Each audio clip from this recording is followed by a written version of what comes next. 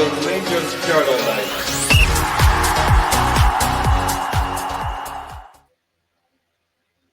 Good evening and welcome back to the Journal Report. You're back with me and Scotty, and this time we're going to look at some managers. So, Scotty, before we jump into it, did that game against Hibs do anything for you? Are you still firmly Martin out, mate? Still firmly Martin out. I think obviously we're recording this the night before Genk. I think that we're probably going to beat Genk tomorrow, and it's just going to put a big, massive bit of plywood over the cracks in the wall. To be brutally honest with you, I think there's going to be a Poulsen-esque performance tomorrow night, and then Livy, the domestic form's where it needs to be. Domestic form's where it needs to be, Dave.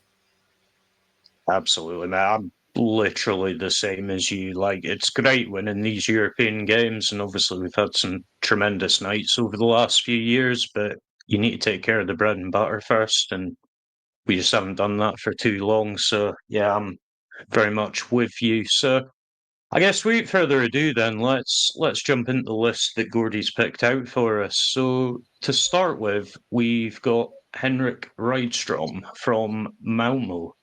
Now, if I remember rightly, I think you're a bit of a traditionalist. So I'm imagining this 4-4-2 that uses 38% of the time to appeal to you, Scotty. Aye, he's a very progressive manager in terms of he's modern. He likes to play out. He's one of the ones I covered in the Brown Brogue series last year. Aye. He's very good in terms of keeping the ball on the deck and playing expansive football. Whether he's going to suit us domestically, I don't know, to be honest with you, Dave. Obviously, I like the formation, but is he going to come in and teach his team to be physical? Is he going to get the crux of the league right away? But he's done a very good job at Malmo. I think that's always the risk with a foreign manager, isn't it? Is there's almost an expectation that Scotland's quite easy, you know, a bit like you see players coming up from England and they think it'll be a cakewalk, and then actually they're just not ready for the kind of football we play. So looking at Rydstrom, he's Malmo manager, goal and a half per game, roughly. 1.9 expected goals. So he's sitting slightly under that. Again, as much to do with the players, obviously, as him. I'm not going to read all these because obviously the viewers can see them, but just to pull out some key stats, that XG at 1.9 a game, that is number one in the Swedish league. And he's also pretty up there with shots and total passes. So I think he does play a lot of passes. I guess what I would say is, you know, how many of them are forward? Well, he's 13th in the league for that. So it almost instantly gives me a bit of thought, is this going to be a Martin Mark II, where we're going to spend an awful lot of time tapping the ball around the defence in the six? Looking elsewhere for defensive duels one, he's sixth in the league, so, you know, obviously isn't against setting up a team to defend. Is there anything that stands out to you here, Scotty, on these stats? 15.9% passes backwards. No, I don't know. 32.7% lateral. Is that not just kind of very similar to what we're doing now? It would be interesting to see what we're doing now. Defensive duels won 63%. Percentage of passes forward 33.2. It's not bad in terms of. I don't mind a passing possession style manager, but it's just as long as the ball goes in the back of the net. Where we went wrong with Russell Martin is it's too lackadaisical and too safe. The handbrake needs to come off. Mate, that's it. It's you called it out, that 33.2%. How much of your game is forward thinking football? How much is you trying to take the game to your opposition? And like you say, I think we're missing that at the minute. So other kind of notable observations. So yeah, he plays 4-4-2 predominantly. Does also play 4-2-3-1, which will be much more familiar to Rangers fans and certainly to a lot of the players in the squad. 5-4-1, I don't see him getting much legs out of that domestically. I think if we played five at the back domestically, they'd probably be a riot outside Ibrox that same night. And then the 4-3-3, he only plays 5% of the time, but that again is what we've kind of defaulted to a lot this season. So I guess the one thing I would call out with this, he does like to vary it a bit, which is good to see. Too often, I think managers are, I've got a philosophy and I'm going to stick to it. And I think we've seen that so far with Martin. You see exactly the same way Ruben Amorim in at Man U. They're very much wedded to a philosophy. So it is good seeing that tactical variation. Moving on to the next one then. So Kim Hellberg. And again, not a bad record. Again, a fair bit of variation here. He seems to favour the 4-3-3 just, and then a 4-2-3-1. So again, maybe a bit more familiarity with the kind of squad that we've got in that setup. But does also play the 4-4-2 and the 4-1-3-2. I don't know about you. I'd be really interested to see that 4-1-3-2 used a bit more. I think we've maybe got the players for that. I definitely. My only question would be back days. What happens with the wingers? Do you play like I don't know how that would shape up. We do have the centre mids for it, but you would have a lot of unhappy wingers there, Gassama, etc. Unless you're going to play one off the top. Yeah. A striker. 4-2-3-1 is a very common formation, as we know. I think the 4-4-2 is making a comeback. To be honest with you, Dave, I would say it's making a comeback. It's just not made its way into the SPFL yet. And I mean, it's one of these things, isn't it? What is old becomes new again. You see it all the time. Looking at his stats, so certainly against their peers domestically, he's done pretty well in a lot of these. Goals, shots, XG, all either 1 or 2. Total passing, yep, great. Maybe not so great that he's number 1 for backwards passes. Again, that'll be a bit of the fear for most Rangers fans. Recoveries and duels also high, so it suggests that he doesn't neglect the defensive side of the game. It's not all about kind of passing it out. Obviously, if we're happy enough to get stuck in, try and win that ball back. What stands out for you in this one, Scotty? The lack of backward passing. It's not as bad as Rydstrom. Laterals still the same though. Forward passing's more or less the same.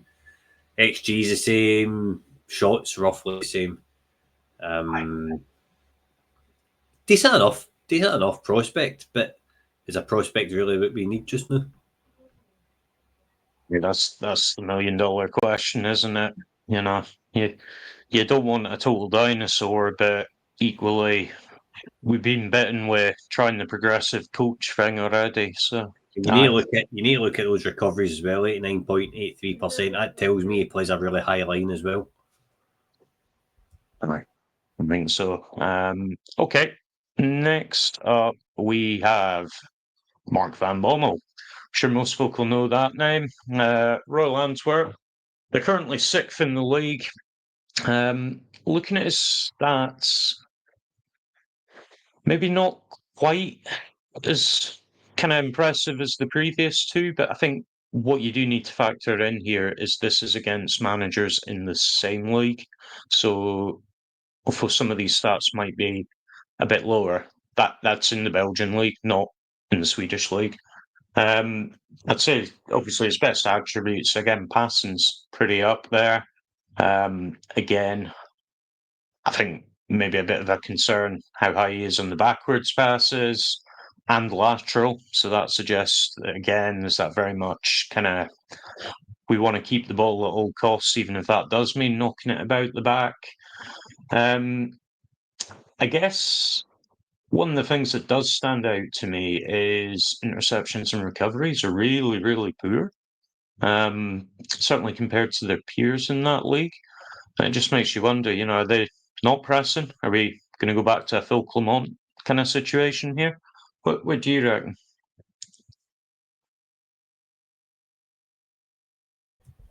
I don't know, to be honest with you. No, Royal Antwerp in the league on one of the big teams. Lateral passes again stand out to me. He's an interesting choice. He's like his formations. I like. I don't know. There's something about him. It's probably the name I like more than anything else. The reputation. I was going to say he's got gravitas, hasn't he? Aye. He's got that presence that you look for in a Rangers manager. Yep. I'm just trying to find out where else he's coached. I think he's done a bit of coaching in Holland as well at some point. Aye.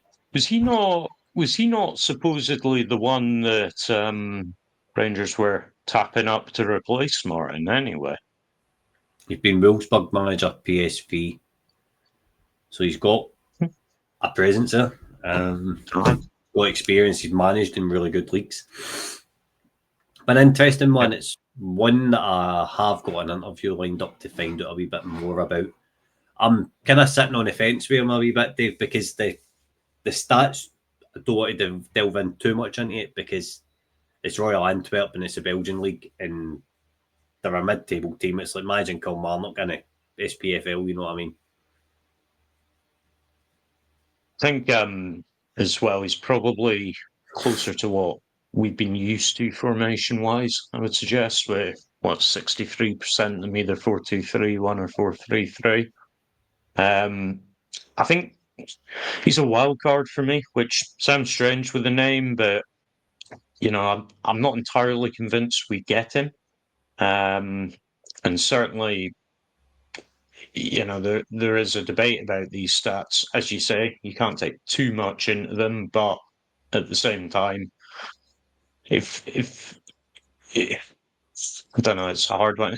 He almost feels like a bit like the kind of Jose effect, where you sign in the name as much as you are the actual management ability these days. Aye, definitely. It's an interesting choice, and the fact that he claims that Rangers tentative talks with him makes you look a wee bit further into him. Aye, absolutely, and I'm sure you'll have an interview lined up soon to talk through him. Mm-hmm. Okay, so next on the list, Roger Schmidt. Now, I think the thing that jumped out at me about Schmidt immediately was his win percentage. It's a very, very good win percentage, and I think you look at Martin.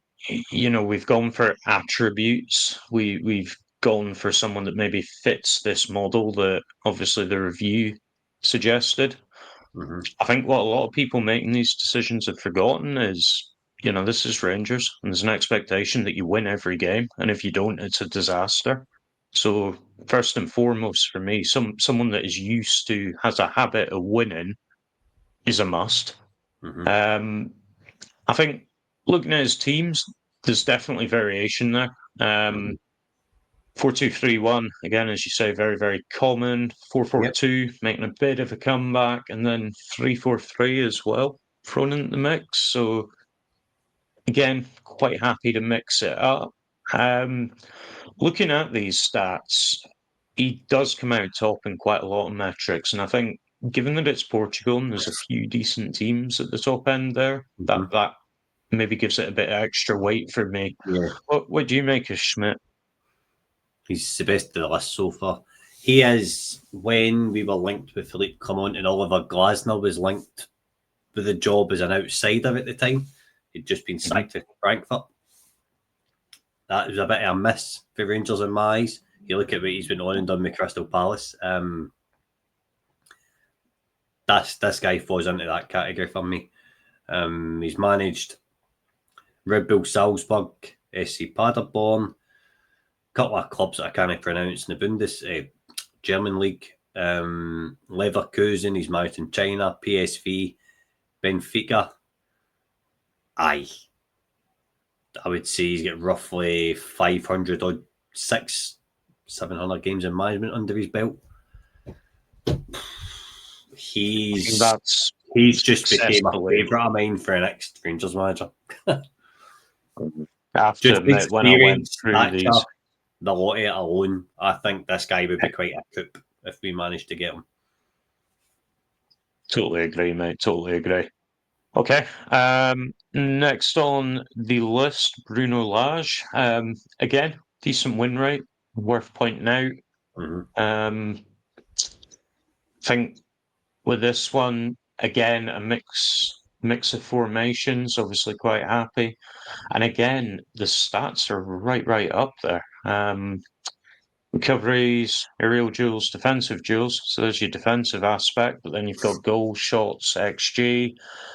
Carries a threat both ends, which Yeah. again, I think for me, we've almost been the opposite. We can't defend and we can't create much, whereas this guy seems to have it sus, certainly in Portugal. What would you say to Lage if he was kind of what turned up? He's managed Benfica, Wolves, Botafogo, and back to Benfica again. Now he has won things as well, believe it or not, which is something that sticks out. I think it's 2 Portuguese titles, a cup, and maybe something in Brazil. From what I'm saying, I won Portuguese champion, won Portuguese League Cup winner, and 2 Portuguese Super Cup winner. Is what I'm getting here. So the fact that he's got silverware behind him as well, that win percentage. He's only 49 years old, so he fits the criteria of a young coach. Yeah. I like to look at him as well. I wouldn't cough at him or Schmidt, but I would probably still stick with Schmidt as my outstanding candidate out of the list we spoke about so far. I like his XG 2.1. Lateral passes, I think that's just a kind of ongoing stat with managers, to be honest with you. I'm not reading too much into it. But he's an interesting chap to speak about as well, Dave, to be honest with you. There's your next interview target. Yep. This is a type of candidate we should be looking at. See a win rate of 73.5. This indicates that these people have been successful in the past. So that's your starting point. Then you look at philosophy and how they play and whether it fits the criteria. You look at the kind of mentality and what he's going to instill first and foremost, because that's Rangers' identity. And then you look at brands of football and whatever else. It's an interesting guy. He looks at it though. I wouldn't be too disappointed if he rocked up announced as the manager, to be fair. Okay, and the last one on the list, maybe a little bit fanciful. Edin Terzic. So again, a bit of variety in how he sets up. Maybe not quite as much variation as the others, I would suggest. 52% win rate, but again, you have to factor in the leagues that these guys are playing in because this win rate is just over that specific season. 68 goals, which, 68 goals, which immediately jumps out at me. It's not too bad a return given it's the Bundesliga. But would you make a Terzic other than probably quite unlikely? I don't think it is unlikely. For what I've read, he's Really? waiting in a Premier League job. He's been out of work since he left Dortmund. Obviously, he took them to the Champions League final, beating off Real Madrid. He reignited Jadon Sancho. That was the year he went on loan for Man United. He's a good manager, and he's a one club man. That's the only bad thing is the only small criticism I would have is he's not really been anywhere else to get any other experience. But interesting candidate, good reputation, good young coach, previous scout. I think he's done everything but clean the toilets at Dortmund at one point, to be honest with you, Dave. So he fairly pretty much worked his way up through a youth system and things, became a scout, data analyst. He's kind of done it all. So he would fit the criteria. Obviously, he had that he missed out in the title in the final day in the Bundesliga, but it's not really anything that I would be too concerned about. The SPFL compared to the Bundesliga is a far lesser league. Interesting changes of formations as well. Primarily uses a 4-2-3-1. Really used to seeing that. 4-1-4-1 using it 15% would get whipped out probably in Europe. Going to Parkhead would come in handy. So he shows us he's adaptable. He's another one. So I would probably go Schmidt, Terzic, Lage. I think certainly Schmidt first. I'm not sure if I'd go Terzic or Lage next, but yeah, again, pretty interchangeable. Both very, very good managers. So you've just stolen my last question before we finish this up, which was which manager. I kind of thought you were going to say him anyway. And I have to admit, like I said, when I went through them, I was very much taken by him. I'd be delighted if we managed to get him in as the next manager. So you know who to set up an interview for. And I'll go on it tonight. we will be back. So this is the first segment of the managers. There is more, much more. Our scouting department never stops. But that's it for tonight. Scotty, anything you want to add, mate? No, not at all, Dave. Thank you again. No, not at all. Thanks for joining me. And for those listening, every night is a Rangers Journal night.